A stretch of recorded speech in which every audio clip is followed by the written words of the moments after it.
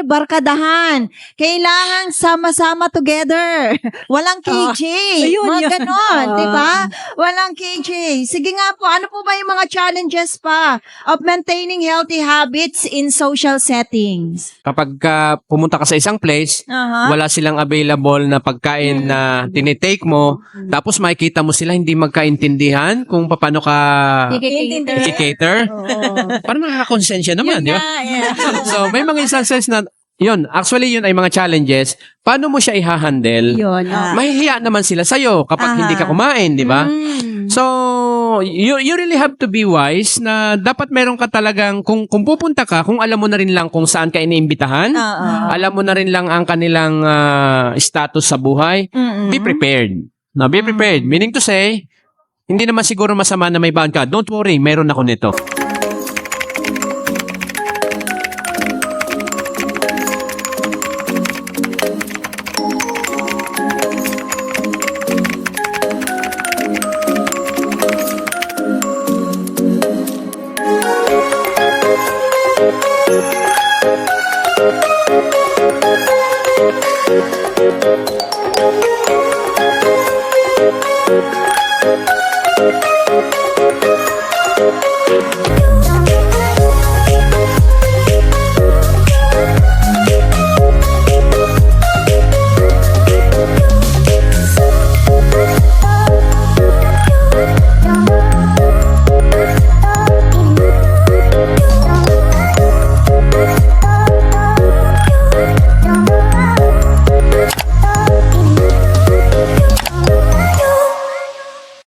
This is the most relevant family relationship questions. Isang napakagandang umaga muli sa inyong lahat.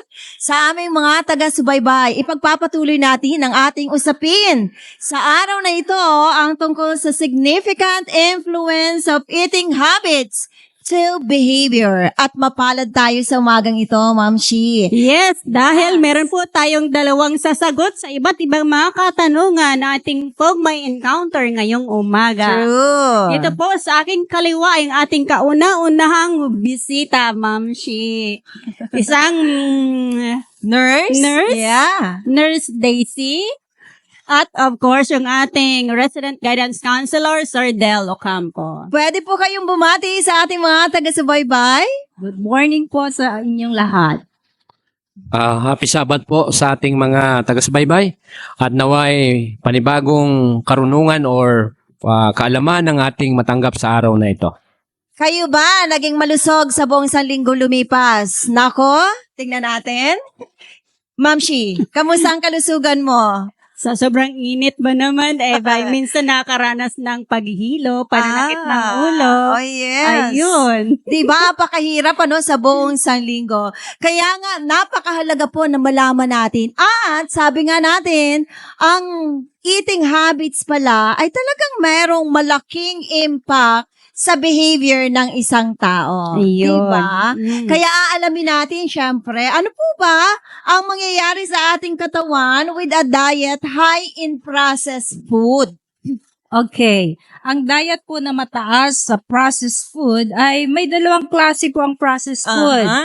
Ang isa doon ay processed food at saka ultra-processed food. Anong pinagkaiba doon? Like for example, simpleng monggo, kailangan nating i-process, right? Oh. Lulutuin natin. So that means process. Yun. Pero ang ultra-processed food ay ang mga pagkain na high in salt, sugar, and fats. Alam niyo po ba na ang mga pagkain na high in processed food ay nagdudulot ng mga sakit sa ating katawan? Nako. Oy, lalo ngayon, Ma'am Shimi, mahilig tayo sa sa mga instant kasi mga busy tayo. Laging Tsaka nagmamadali, no? Lahat niluluto natin eh. Oo, Diba? isa pa yon. Oo nga. So, ang ating katawan, pag na-absorb niya lahat ng ingredients na yan, ng mga additives, mga preservative na yan, ay magkakaroon ng effect sa ating katawan. Like for example, ang fats, anong nagiging effect sa atin? Nagiging diabetic yung mga tao. Ha? Tapos, pag diabetic ka, anong mangyayari? Siyempre, sakitin ka na tumataas niyan. ang sugar. Oo. Okay? Pag ang sodium naman o ang salt ay naparami sa ating katawan, ang creatinine ng isang taong mahina ang pag-absorb ng kidney niya ay nagkakaroon ng increase ang creatinine. So, I remember yung patient namin last time, dinala sa operating room. Mataas yung mataas yung creatinine niya, and then kinakausap namin siya, iba na ang kanyang sinasabi. Parang, daling niyo ako sa CR, nasaan yung asawa ko? So, ganun po yung mga example, parang wala na siya sa kanyang sarili pag mataas ang creatinine. So, yung isang cause po, dyan yung mga kinakain. Yes. And particularly yung processed food. That's right. Diba? Yun pa nga lang, simple na niluto. At nilagyan natin ng iba't ibang pampasarap. Ganun yung epekto. How much more yung talagang hindi natural na food? Sa aming mga taga-subaybay, pag nakita nyo po ang inyong mga anak, kung ano yung kinakain, siguro panahon na para i-check din naman, ano? Oo nga, Para makaiwas sa mga iba't ibang karamdaman. Ngayon, so una po, no, mga processed food. Yes. Now, how does a lack of essential nutrients po sa diet nakakaapekto? Paano ba ito nakakaapekto sa ating pangangatawan? Kapag po ang ating body ay kulang sa mga essential nutrients, it will signal the body po na mag-crave ng pagkain. Unfortunately, we misunderstood the signal to look for tasty and fatty foods. So, ang ending po noon ay we ended up eating the wrong source of nutrients. Thus, that we overfeed the body. Normal response of the body is to throw them through our excretory system.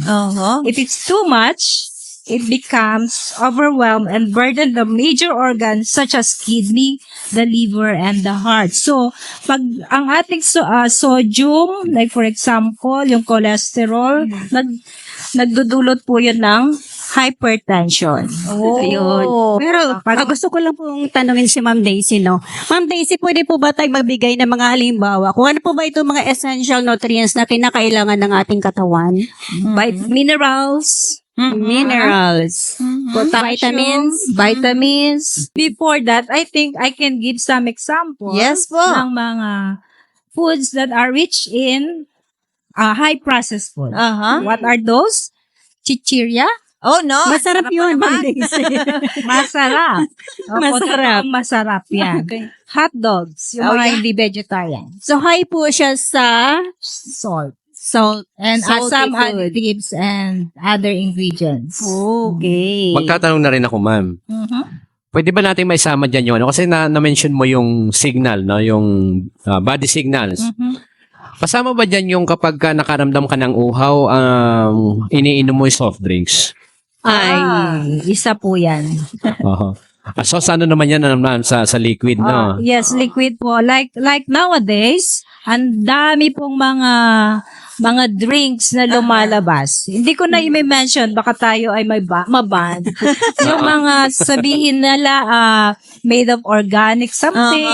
Pero hindi naman. Pero, behind that, meron siyang additives and any kind of ingredients na nandoon na magiging harmful sa ating body. Kaya pala, no, talagang hindi puro sarap ang ating titingnan at aalamin. Hindi puro, ay, ang ganda ng kulay, masarap ito, matamis, and something like that. Ating basahin din, ano? Kaya pala napakahalaga na yung nakikita. Yung mga nutritional facts doon sa naka-label, meron din, ano? Kasi hindi porket maganda sa ating paningin, sa ating panlasa, lahat ay okay na sa ating kalusugan. Yun. Alright? So, normally, meron itong long-term effects sa yung unhealthy eating patterns. Di po ba? Kapag nakasanayan natin, ang lagi nang kumakain ng junk foods. Chichirya. Yes, those unhealthy foods, hindi na natin na kailangan isa-isahin, ano? Pero alam naman natin actually, aware naman tayo na may mga ganitong hindi magandang epekto sa ating pangangatawan. Pero, bakit gano'n, Ma'am Shia, no? Oo Talaga nga eh. namang Hinihingi ng panlasa. ng panlasa. Oo. At yun pa rin ang ating nasusunod. Oo nga, at nakikita kasi ma'am sa mga advertisement, kagaganda ng mga kulay, colorful Oo. sila, tapos yung lasa nila talagang nakakahila Oo. sa mga panlasa ngayon. True. Swak sa kanilang panlasa, Oo. yung mga lumalabas na pagkain ngayon. Oo. Ano po ba yung long-term effect nito? Long-term effect of unhealthy eating pattern. Aha. Katulad nung nasabi ko, pagkakaroon tayo ng karamdaman na, like for example, diabetes, Aha. high blood pressure, Aha. malnutrition, isa yan. Pag Yes kumakain tayo lagi ng mga chichirya, hindi natin alam na nagiging malnourished na pala tayo. Ayun. Dapat po maging alerto tayo, lalo na ang ating mga magulang na meron tayong mga kaliliitang mga anak, syempre. Oo. Yung pagsasanay sa kanila kung ano ang dapat kainin ay nakasalalay pa sa atin bilang mga magulang. Dahil without it, yung tamang pag-guide, abay syempre naman, lalaki sila na misguided. Yes, oo. Diba? Kasi nga nakaka-apekto nga Oo. naman ito ng ating mga behavior, kung ano yung ating mga True. kinakain. Huwag na po nating hintayin na tayo magkaroon ng matinding karamdaman bago pa natin ma-realize. Naku, kailangan ko palang mabago ang aking pagkain o kinakain sa araw-araw. Yes, okay. Yes po, nurse. It doesn't mean na yun, kung ngayon yan ang kaugalian natin, ibigla nating ihinto. Hindi po. Dapat po ay dahan-dahan nating bawas-bawasan. May proseso, may Ayan. proseso. Para hindi mahirapan, syempre naman, yung pag-a-adjust natin, anumang adjustment at binigla mo ito, naku, Mahirap pag din. nag-relapse, Yes. mas matindi ang iyong pagdadaanan. Oo nga. Sabi nga, mas matindi yung cravings. Okay. Okay, so dagdag po natin ito. So how do food choices influence friendship and relationship, Ma'am Daisy? Okay. Food is more than providing your food with energy and nutrition. Aha. It also represents enjoyment, fun, family, culture, and experience. So, ang pagkain po ay it will bring people together. Syempre, barkadahan yan. Oo nga eh. Kung anong gusto ni ito, sige, tara. Ayun nga yung gusto ko diba? itanong eh. So, nakaka-influensya po ba ito? Ang tanong ay yung food choices, nakaka-influence sa friendship. How do food choices influence friendship and relationship? Para mas maganda baliktarin siya. How do friendship influence food choices? Pwede. Kasi, Pwede. kasi bakit? Usually, kagaya sa work, no? Sa work, lagi kami ni Miss Evang nilalapitan ng mga kabataan kasi ang ano namin, ma'am, mag-milk tea tayo. Okay. Tapos, knowing it's high in sugar, no ma'am, pagkatapos malamig pa, sabi ko parang it's hard for me To say yes. to pay for something na at the end ng pagka-take ko noon ay masakit ang lalamunan ko. So nagbayad ako para sumakit ang lalamunan. Sabi ko, wag na lang. So sometimes, wag na yung si Sir Del Alokin kasi hindi naman talaga nakikisama yan pagdating sa kan. Okay, merong pressure, no? So it affects. Sometimes, mayroon tayong tendency na kahit nagva-violate doon sa alam nating makakasama sa kalusugan natin, we partake of that because of friendship. Yun. So, yun ang isang common dyan. So, lalo na yung mga kabataan natin, tayo at our age, wala nang masyadong problema kasi we know and somehow, mas stronger yung pag-hold natin doon sa alam natin na makakabuti sa atin eh. Pero yung ating mga young people na hindi pa ganun ka-stable pagdating sa decision making, kadalasan bumibigay sila sa ganun Nadadala. hanggang makasanayan nila. Oo. Ang at the end of the day naman, sino ang nahihirapan? Yung pamilya kasi siya ang mag-aalaga. Oo, siyang mag-suffer. At magbabayad sa hospital. Oo. Kaya ngayon yung kadalasan, Sir Del, yung iimbitahan ka, pero okay lang yun sa mga colleagues mo na kilala ka na alam nila yung choices of food na i-offer sa'yo. Pero ba yung mayroong mga biglang yayaan, tapos mapasampa ka doon sa, syempre, mga pagkain na alam natin na iniiwasan natin kainin. Pero dahil sa pakikisama, yun yung ating minsang pressure Yeah. no? But if they know that you really stand for what you believe is best for you, masasanay din sila. In fact, sa experience din sa work, they actually consider, hindi nga pala tayo pwede doon sa resto na yon kasi wala dong Yes. ganitong choices. Yeah. O doon tayo kasi may vegetarian cuisine doon. So doon tayo kasi pwede sa'yo. Basta, very important yung very important yung manindigan ka doon sa alam mong makakabuti sa kalusugan mo. Hindi ka naman para itakwil nila. Yun lang. Talagang every moment kasi in our lives, in our encounters, meron laging testing waters Kung uumpisahan mo na manindigan, usually, the second time around, they will consider that. Pero pag bumigay ka minsan, Tuloy-tuloy na yan. it will be harder. Yes. Pero doon sa mga first time na hindi pa nila alam, tapos syempre may kisama ka, may pag tumanggi ka, So, siguro, Kaya nga challenging, no? yeah, so siguro ano bang siya. mabuting gawin doon? O matagal na nating pinag-uusapan sa mga segments natin. You must be able to clearly define your boundary. Ayun. I-define mo yon. Kasi pag di mo yun dinefine, di ka nagsalita, they would assume na okay lang sa'yo. Okay, so for the first time, explain mo na yung side mo. Correct. Yeah.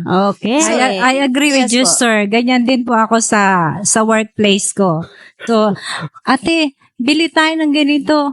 At tapos explain. And then after that, for the second time, hindi na nila ako sinasabihan. Kasi alam na nila eh. Yeah, that's very important. Oh, yun yung the best natin Oo, gawin. nagsiset ka ng boundary. Hindi dahil gusto mong tanggihan sila, kundi para malaman nila na ganyan yung estilo mo at yun yung iniingatan mo, yung kalusugan mo.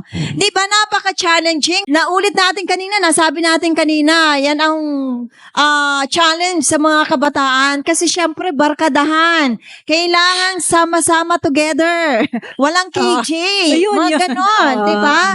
Walang KJ. Sige nga po, ano po ba yung mga challenges pa of maintaining healthy habits in social settings? Sa palagay niyo po? Usually peer pressure, no? Yung na-mention natin kanina. Yes. Availability ng, yun nga, kapag pumunta ka sa isang place, wala silang available na pagkain na tinitake mo, tapos makikita mo sila hindi magkaintindihan kung paano ka i-cater. Parang nakakonsensya naman, di ba? So, may mga instances na, yun, actually yun ay mga challenges. Paano mo siya i-handle? Yun. Mahihiya naman sila sa'yo kapag hindi ka kumain, di ba? So, you really have to be wise na dapat meron ka talagang, kung pupunta ka, kung alam mo na rin lang kung saan ka iniimbitahan, alam mo na rin lang ang kanilang status sa buhay, be prepared. No, be prepared. Meaning to say, hindi naman siguro masama na may bound ka. Don't worry, meron ako nito. Yes, yes. Ayan. So ako, may dala ko laging spirulina tablet, ma'am. Yeah. Just in case. Yeah, just in case. Kasi kung aabutin ako ng gutom, I'll just take 12 tablets. Yung maliliit lang yun 12 tablets of that spirulina with water. At saka yun, solve na. Pwede na. Yeah. So, kailangan din pala yung Snacks na yun. prepare. Prepared ka. Prepare mo yung Ready. sarili mo. Wherever ka naman pupunta ka dali na makasamahan mo, alam mo yung sarili mo, makasurvive ka. Ay, ano naman po kaya ang impact dito sa family dynamics? Kasi syempre, halimbawa, nakapag-decide ka na, kailangan ko, gusto ko nang mag-maintain ng healthy, Lifestyle. healthy lifestyle. Pero syempre, sa loob ng tahanan, ito na yung nakasanayan. No, 'di ba? Paano po ba ito? How do eating habits impact family meals and dynamics? Di ba mag-iba-iba tayo ng ng menu? Ma'am, ikaw, sa ano mo? Sa tingin mo? Siguro po sasanayin natin ang mga bata. So we have to introduce food na dahan-dahan po hanggang sa masanay sila sa panglasa at saka sa pagkain na hindi nila nakasanay. So dahan-dahan po, hindi po abrupt change ang dapat nating gawin. So kailangan din po ang magkaroon ng meal plan. Planning ng ating pagkain. Yeah. Sabi nga, no, gawin mong Kaigaya. kaigaya sa harap ng mga bata. Part ng adjustment kasi yun yung Yes. para matutunan nila, diba ba? Yeah, like for example, in preparation sa pagkain po, kailangan rainbow ang color ng Ay, pagkain. wow. So, ano ba yung rainbow? Ano bang kulay niya? May red, may yellow, May green. May green. Indigo, ganun po. Naku, magiging creative po tayo, lalo na mga magulang, mga nanay ng tahanan. Napakalaking, sabi nga, naku, pang-abala na naman to. Dagdag sa gawain. But, if we're going to think po talaga ang kalusugan ng buong pamilya, ay talagang there is a sacrifice. May isa pa, dagdag sa Yes. budget. Ayan. Dagdag budget. Dagdag sa budget. Totoo po yan. Pero ang tanong ko, alin ba ang mas mahal? Magpagamot o bumili ka ng masustansyang pagkain? Nag-try ako sa bahay, kasi itong aking mga anak ang gustong kainin, masasarap, yung mga malalasa. Kami namang mag-asawa, yung tama na kami sa may sabaw ng talbos ng kamote na may saluyot. Sabi ko dun sa mga anak ko, try nyo to. Sabi, hindi naman masarap yan, walang lasa. Binigyan ko, sabi, try nyo lang, binigyan ko sa may bowl na maliit, nilagyan ko ng, kaunting-kaunting sabaw. Sige, lahat kayo naman. Nag-try Nagustuhan naman. lang, nagustuhan naman hanggang sa humihingi na sila. Ayan, that's good. Talagang it's a practice, Yung proseso kung paano mo papalitan unti-unti hanggang sa ma-adjust yung taste buds. Sa bawat changes na gagawin natin sa ating pamilya, lalo tigit yung kasanayan sa pagkain, there will always be resistance at the moment, yung beginning, kapag sisimulan mo to. Pero again, the level of tension will always depend on the abruptness. Meaning to say, mas abrupt yung changes, mas malakas ang resistance. Mas dahan-dahan, mas maliit yung resistance. Okay? Hindi kasi napapansin. Yes, ma'am. Oo. Actually, yun namang bago tayo nasanay kumain ng mga ultra-processed foods, naalatan tayo in the first place eh. Oo nga eh. True. Kung hindi tayo sanay, di ba? Kaya ang nangyayari doon, inuulit-ulit lang natin hanggang mag-adjust yung ating tinatawag na tolerance level. So, nag-adjust siya and yung threshold natin, nung maabot, tuloy-tuloy pa rin tayo, kain pa rin tayo, and then time comes, wala na tayong nararamdaman. No? Sa atin, normal na lang yun. Sanay Pag na. nakatikim tayo ng mas matabang, Ayaw na. mas doon, diba? Mas doon tayo nagre-react. So, I think going back to the original is still very important. Yun naman ay kung gusto natin na maging malusog tayo. Alright. Ayan. So, hindi lamang pang physical, kundi sa social interactions, merong impluensya ito, yung eating habits, At ganun din syempre, ang pagdating sa self-esteem. Can a healthy diet contribute to improve self-esteem po? Well, na-mention ni Ma'am yung healthy diet. Of course, it Yes. will contribute to a healthy body. Mayroon akong nabasa na book. Ang title actually noon is Emotional Hardiness. I forgot the author. Pero sabi niya, ang brain vitamins daw na kailangan na may maintain is the B complex. Yan pala yung pinaka-vitamins ng nerves natin. Ibig sabihin basta the whole nervous system, ito kailangan niya. Yeah. Kapag ito ay bumaba, nagkakaroon ito ng negative impact sa neurological functioning. Siyempre, sabi nga ni Mrs. White, napaka-interactive ng relationship ng body at saka ng mental health. Meaning to say, ng ating thoughts, so behavior, magkakasama na yan. Kapag ang isa ay affected, the other sympathizes. So meaning to say, it really affects how we eat, Kapag tayo ay nagbumababa yung nutrient level na kinakailangan ng particular organ, naapektuhan yung ating kilos, ng ating pag-iisip. Halimbawa, kapag bumaba yung level mo ng halimbawa sa vitamin C, Yun, vitamins yan. Kapag bumaba yan, ang tendency, kakapitan ka ng sakit. Kapag kinapitan ka ng sakit at may nararamdaman ka, ang mood mo is affected. So, ganun yung chain reaction niya.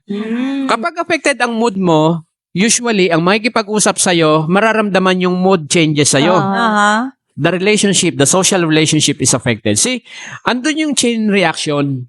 Kaya ganun siya, hindi naman automatically or hindi ka agad-agad na pag nagkulang ka sa nutrients, agad ay magkakagalit kayo ng kaibigan mo. No. Meron kasing nagiging process na hindi ka nagiging fit to communicate, to interact. So with that setting, naapektuhan yung self-esteem mo. Bakit? Kasi in a sense, kapag ka ang maraming tao ka nang naapektuhan dahil doon sa negative mood mo, ano ang magiging tingin mo sa sarili mo? Am I still fitted for them? Do they still look at me na ako ba ay worthy pang kasama? Pero may insecurity ka na. It will affect. Now, considering the body image naman, ako tinitingnan ko yan naman, ma'am, sa effect ng pagkain sa katawan. Usually, nowadays, or actually matagal na, problema na yung obesity. Okay, so body image is involved. And people whose body image actually doesn't fit do sa kinikilala ng culture na parang appropriate, they will feel bad about their body image. Anong negative impact nun? Yung self-esteem mo. Self-esteem mo nga, bumababa, Naku, talaga naman, Hindi lamang pala ito pangkalusugan ang naapektuhan, maging yung social interaction. Yes, Damay-damay na Tapos yung iyong self-image, apektado. Lalo na kung tayo ay nakatingin talaga kung anong kultura, kung paano tayo ma-accept ng lipunan. Oo nga. Siyempre, ang malaking contributor dyan ay yung social media. Social media, yeah. Diba? Nakikita natin kung paano ito, ganito, maganda yung ganito, maganda yung ganyan. Oo nga. Maging sa pagkain, di po ba, nurse? Na ito na, yung ganyan tayong kainin ito, bilhin ito, dahil alam natin, ang ganda Oo. Diba? Sa patalastas, ang Diba? ganda. So what are the effects po ng social media ba on body image and eating habits? As a social being, we have this tendency to always look for models. Okay? Dahil sa mga models ay ang sunod kasi nun, pag tingin mo sa model, parang salamin, nagre-reflect sa sarili mo. Nagkaroon ng comparison. Actually, wala namang problema kung ganun siya. Huwag mo lang ibalik sa sarili mo. See. Kasi nagkakaroon ka ngayon ng self-evaluation kapag may nakita kang iba. True. Alright? When we want to change, no? If we want some changes, halimbawa nakita mo, hindi naman masama na mayroon kang model. Kasi model will still be a model. However, yung sarili mo, wag mong i-compare sa kanila kasi in the first place, yung metabolism level, ma'am, di ba magkaiba? So magkaiba. May mga tao high meat eater. Ang daming kinakain pero hindi tumataba. Yeah, mayroong ganun. Slim pa rin. Merong kaunti lang 2 araw lang nakakain, kita na kagad yung changes, no? True. So, hindi worth it na i-compare mo. However, kung mag-set ka man ng model, i-compare mo yung sarili mo ngayon at saka bukas. May steps kang ginawa ngayon para mag-lose weight ka. Huwag mo i-consider yung body weight niya or yung kanyang size. I-consider mo yung size mo kahapon sa size mo ngayon. At kung may nakikita kang changes, then continue it. Okay? Para wala siyang negative impact sa iyong self. Alright? So, social media affects kasi nga nagiging parang nalalagay natin siya sa pedestal na doon na lang tayo tumitingin to the extent na pagbalik natin ang tingin sa sarili, hindi tayo kagaya niya, it affects us. Mostly kasi naman, Sir Del, ganun na nangyayari Kaya kasi naman itong mga may-ari ng mga produkto, pag gusto nilang ipapatake sa'yo, maghanap syempre sila ng mga models nila na kasi sexy. Tayo namang nanonood doon, ihahangaan naman natin yung model, tapos iinom tayo ng kanilang produkto. Tapos, syempre, expect natin na yung model doon, marireach natin. Nung magagaya natin. Kagaya naalala ko, Ma'am Shi, kapag uminom ka nitong drinks na ito, which is rich in vitamin C, talagang magtutok na ang body mo, parang, makabili kayo. And you're expecting na maging ganun ka, Ma'am Shi. Tingnan nyo one example, yung lola ko noon, nakakita ng advertisement, shampoo. Ang kintab at ang itim at pagkaka-straight yung suklay, bumabagsak kahit hindi niya hawak. Di ba? Walang tanggel. Bilhan mo nga ako ng ganun shampoo. Ang lakas ng social media. That's how we made to believe. Ganun tayo napapaniwala. Pero sa likod kasi ng mga advertisements na yan, mga industrial psychologist kasi yan. Okay? Mga anthropologists, mga ganun, mga galing sa idea nila yan. They can, kasi by constant beholding we tend to believe. True. So dahil lagi natin nakikita, napapaniwala tayo na totoo na yun ay mangyayari. But in reality, it takes time. Okay? Bago mangyari yung mga ganong changes. Napakahalagang paalaala sa umagang ito. Ating pong mahalin ang ating pangangatawang ito, ang ating kalusugan, sapagkat ito ay ipinagkatiwala sa atin ng ating Panginoon. So, ang eating habits po ay hindi lamang sa physical na kalusugan natin mayroong epekto, ganon din sa social interactions, sa self-esteem, and also our body image. But syempre, Ma'am Shi, ang ating Holy Scripture may sinasabi about sa healthy diet. Yes, so sa book of Jeremiah chapter 33 verse 6, Behold, I will bring it to health and healing, and I will heal them and reveal to them abundance and prosperity and security. Yes, and before we end, nurse, meron po ba kayong gustong ipalaala sa ating mga taga-subaybay? So tayo po ay maging aware sa ating mga kinakain. Kung tayo po ay mag-grocery, tignan po natin yung label kung ano yung mga nakasulat doon. Sir Del? Just a biblical advice, whether therefore ye eat or drink, do all to the glory of God. So, ibig sabihin, kapag ka nare-realize po natin ang ating body ay temple of God, we will always be reminded na hindi tayo magpapasok sa katawan natin, hindi tayo iinom o kakain ng anumang bagay na alam natin na makasisira sa templo ng Diyos. Maraming salamat po sa patuloy niyong pagsubaybay. Kayo po ay maaaring mag-send sa amin ng iba't ibang mga katanungan, lalo na kung meron pa po kayong ibang clarification about sa inyong eating habits at sa pagpapanatili ng mabuting kalusugan. Yes, at yan po ay sasagutin muli sa segment ng The Most Relevant Family Relationship Questions. Maraming salamat. Hanggang sa muli. Mga magulang